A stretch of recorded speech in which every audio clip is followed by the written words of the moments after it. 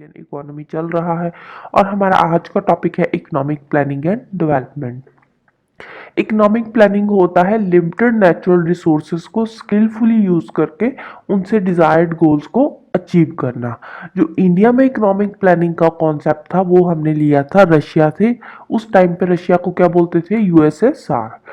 Planning के जो objective और सोशल प्रीमाइसेस हैं वो हमने लिए थे directive principles of state policy से, जो हमारे कॉन्स्टिट्यूशन में मेंशन है।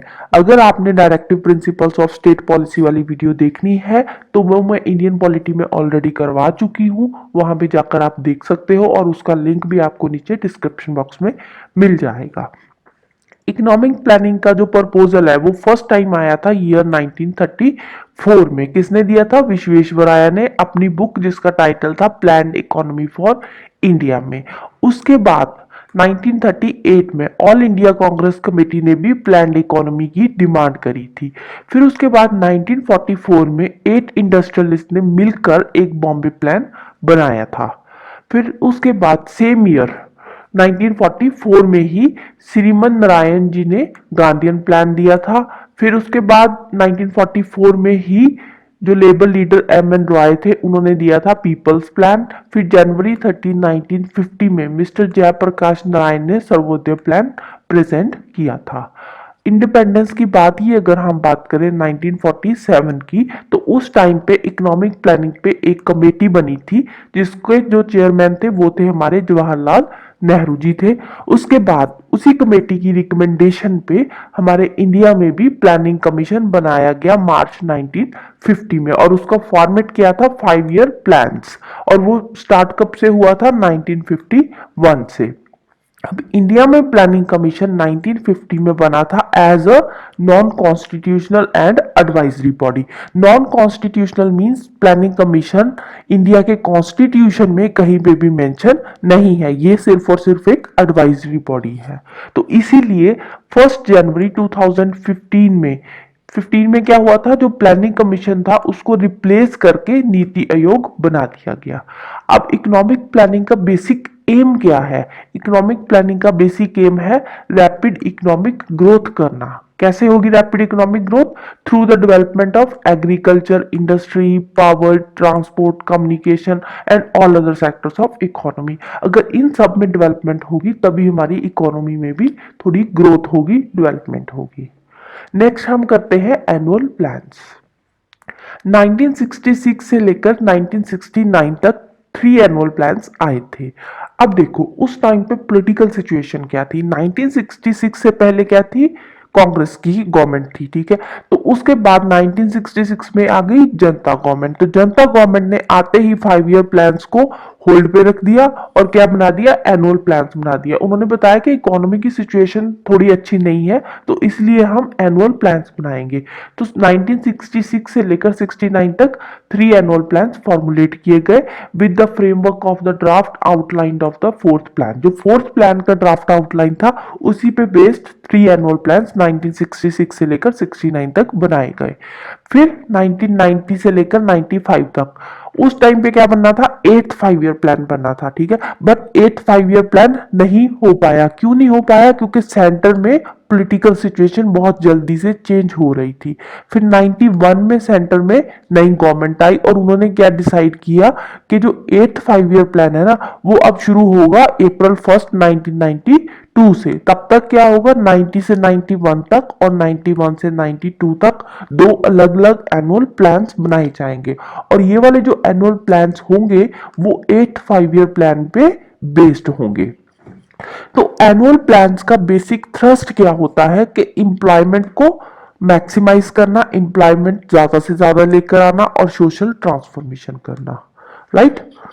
तो नेक्स्ट आती है टाइप्स ऑफ प्लानिंग। सबसे पहले आती है इंपैरेटिव प्लानिंग।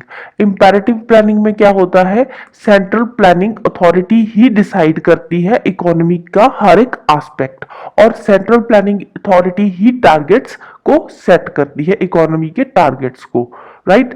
तो जो सारे का सारा प्रोसेस है, ठीक है, उसको अचीव करने का, टारगेट अचीव करना, ये इकोनॉमी के एस्पेक्ट्स को डिसाइड करना, ये सारा काम करती है सेंट्रल प्लानिंग अथॉरिटी।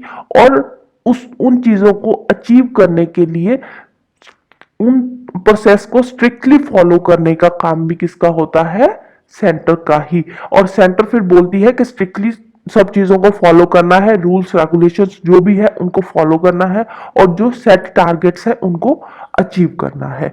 तो इस तरह की जो प्लानिंग होती है ना, इंपैरेटिव प्लानिंग, जिसमें सेंटर का मेजर रोल होता है, सब कुछ वही डिसाइड कर रही है, तो इस तरह की प्लानिंग जो चलती है वो चलती है सोशलिस्टिक इकोनॉमीज में। क्योंकि जो सोशलिस्ट इकोनॉमी होती है ना, तो उसमें सेंटर का कंट्रोल होता है हर चीज पे, ठीक है, गवर्नमेंट का कंट्रोल होता है, हर सेक्टर गवर्नमेंट के अंडर काम करता है, तो उसमें सेंट्रल प्लानिंग अथॉरिटी अच्छे से काम कर पाती है। अगर आप कैपिटलिस्टिक इकोनॉमीज की बात करें तो वहां पे थोड़ा अच्छे से काम नहीं करेगी इंपैरेटिव प्लानिंग, राइट। तो नेक्स्ट आती है इंडिकेटिव प्लानिंग। सॉरी, जो इंडिकेटिव प्लानिंग है उसमें स्टेट सेट करती है ब्रॉड पैरामीटर्स या फिर गोल्स इकोनॉमी के लिए, ठीक है। इसमें ब्रॉड पैरामीटर्स और गोल्स सेट किए जाते हैं इंडिकेटिव प्लानिंग में। ये सेंट्रलाइज्ड प्लानिंग से थोड़ी डिफरेंट है, जैसे हमने अभी पढ़ा था, तो उससे थोड़ी अलग काम करती है। Centre does not see plan targets, ठीक। अब जो स्टेट होती है ना, स्टेट प्लान टारगेट्स को मन्यूट टेस्ट डिटेल में नहीं देखती, छोटी छोटी चीजों को नहीं देखती, वो ब्रॉडली टारगेट सेट करती है और उनको अचीव करती है स्टेट, ठीक है। इंडिकेटिव प्लानिंग में जो ब्रॉड पैरामीटर्स एंड गोल्स है उनको देखा जाता है, उसमें मन्यूट डिटेल्स नहीं देखी जाती, जो ब्रॉड टारगेट्स है उनको अचीव किया जाता है, ठीक है। हमारे इंडिया में भी इसको अडॉप्ट किया था, कब किया था, 8th 5 year प्लान के टाइम पे, क्योंकि उस टाइम पे बहुत सारी जो डेवलप्ड कंट्री थी ना वो भी अडॉप्ट कर रही थी इंडिकेटिव प्लानिंग। तो नेक्स्ट आता है पर्सपेक्टिव प्लानिंग। पर्सपेक्टिव प्लानिंग होती है लॉन्ग पीरियड ऑफ टाइम के लिए, यूजुअली 15 या 20 साल के लिए होती है, ठीक है।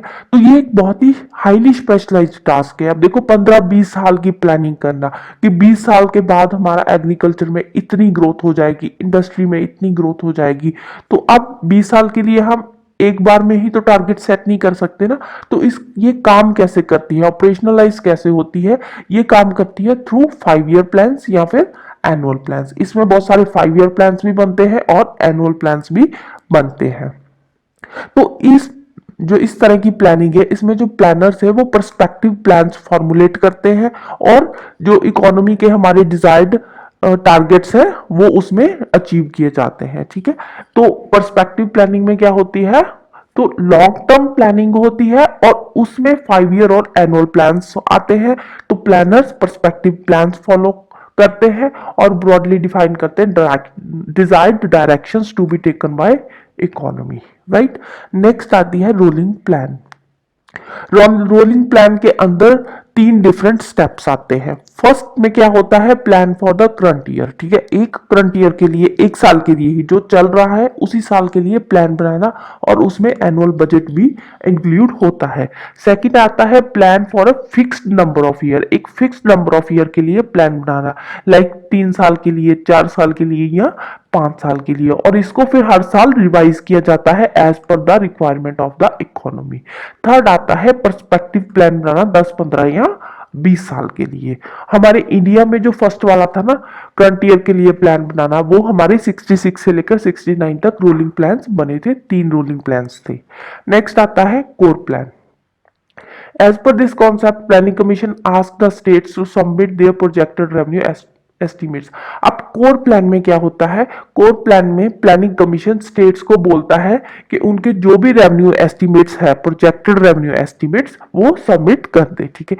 अब स्टेट अपने रेवेन्यू एस्टिमेट्स प्लानिंग कमीशन को देता है, तो उसी एस्टिमेट के बेसिस पे प्लानिंग कमीशन डिटरमाइन करता है एक्सपेंडिचर्स जो स्टेट को चाहिए होते हैं, स्टेट के एनुअल प्लान्स के लिए चाहिए होते हैं, ठीक है। तो कोर प्लान में क्या है, पहले ही प्लानिंग कमीशन स्टेट से रेवेन्यू एस्टिमेट्स पूछता है और उसी पे बेसिस फिर वो एक्सपेंडिचर स्टेट को अलॉट करता है।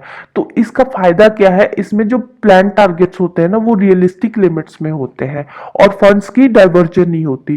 फंड्स वहीं पे जाते हैं जो हमारा प्रायोरिटी सेक्टर होता है, प्रायोरिटी सेक्टर को ही फंड्स एलोकेट किए जाते हैं कोर प्लान के अंडर, ठीक है। तो जो नॉन प्लान अकाउंट है उसमें फंड्स नहीं जाते, तो यही कोर प्लान का फायदा है। ठीक है। तो जो कोर प्लान वाला कॉन्सेप्ट है वो अभी रिसेंटली ही इमर्ज हुआ है, पहले कोर प्लान्स नहीं होते थे। So this is all about today. अगर आपको कोई डाउट है then you can ask me in comment box. अगर वीडियो अच्छी लगी हो तो लाइक कर देना, शेयर कर देना और चैनल को सब्सक्राइब कर देना। नेक्स्ट हम करेंगे models of planning commission, right? तो thank you, bye bye and have a nice day.